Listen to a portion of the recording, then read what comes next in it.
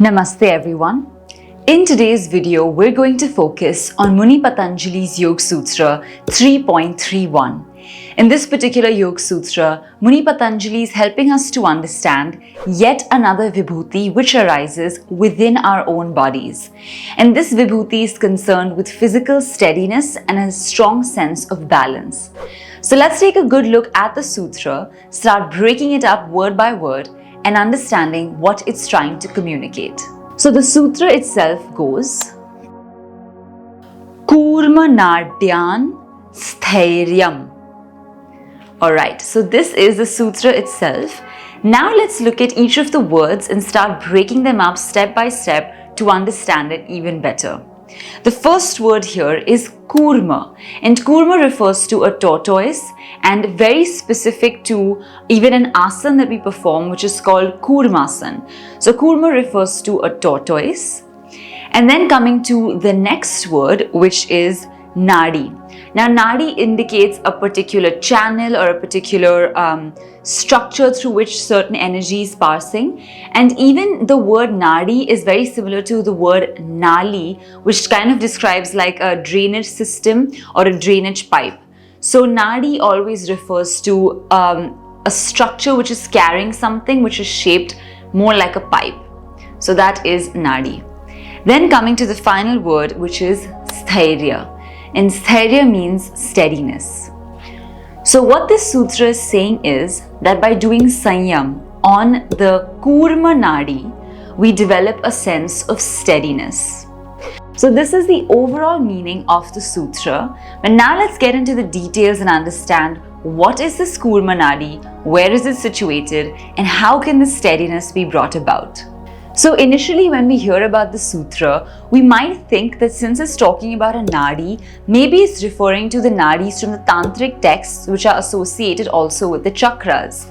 But in this book, or the commentators have indicated that it's not talking about tantric nadis in this case, because there is no such kurma nadi per se indicated with respect to the tantric texts, and it's not even given as a minor nadi as such.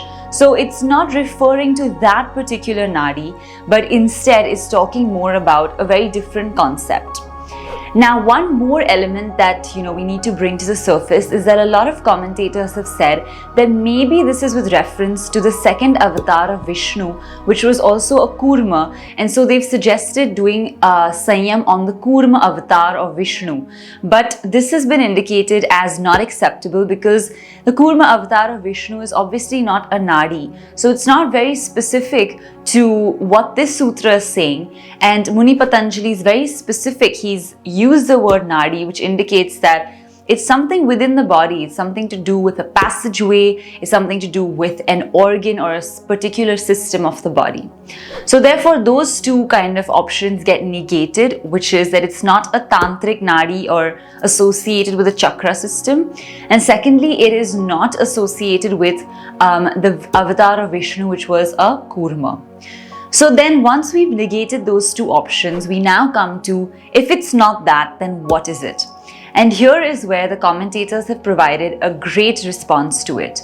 They've said that actually this turtle-shaped organ is located in the ear.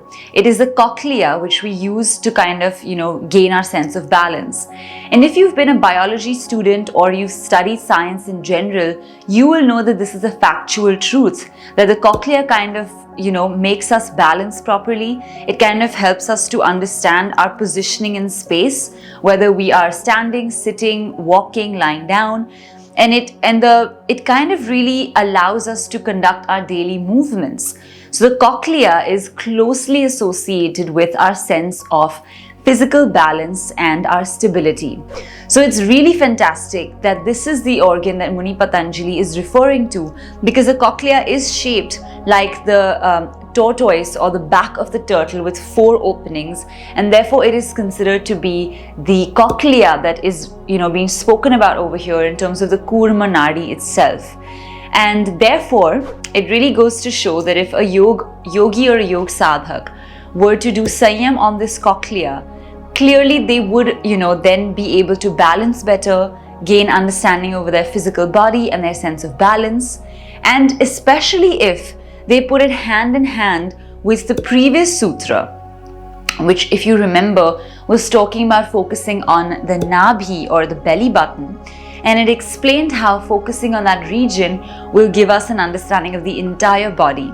So by focusing on that, we are actually then able to kind of, get a great sense of where is the cochlea exactly located, how do we focus on it better, and things get a little easier with that, going hand in hand with this sutra. So it's a pretty unique combination of the belly button as well as the cochlea. If we were to focus on, we would not only get the knowledge of the entire body, but also of a greater sense of balance and stability within our own bodies. So this is Sutra 3.31, which Muni Patanjali is explaining to us. And I'd just like to add at the end as well that, Muni Patanjali is considered also to have written the Charak Samhita, where he was, considered to have a pseudonym, but basically wrote that text as well. And that is pretty unique because then, of course, he would be well versed with systems of medicine, systems of the body. And so if that is true, then he definitely had a deep understanding of the body and was able to tell us to focus on the Kurma Nadi. And that is really incredible then for one person to have that much knowledge across so many different knowledge systems, and then to kind of put it all together through this sutra. It's absolutely fantastic.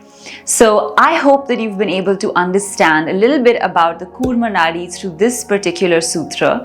And as always, Sanyam takes a lot of time. Dharana, Dhyana and Samadhi on anything comes after years and years of practice.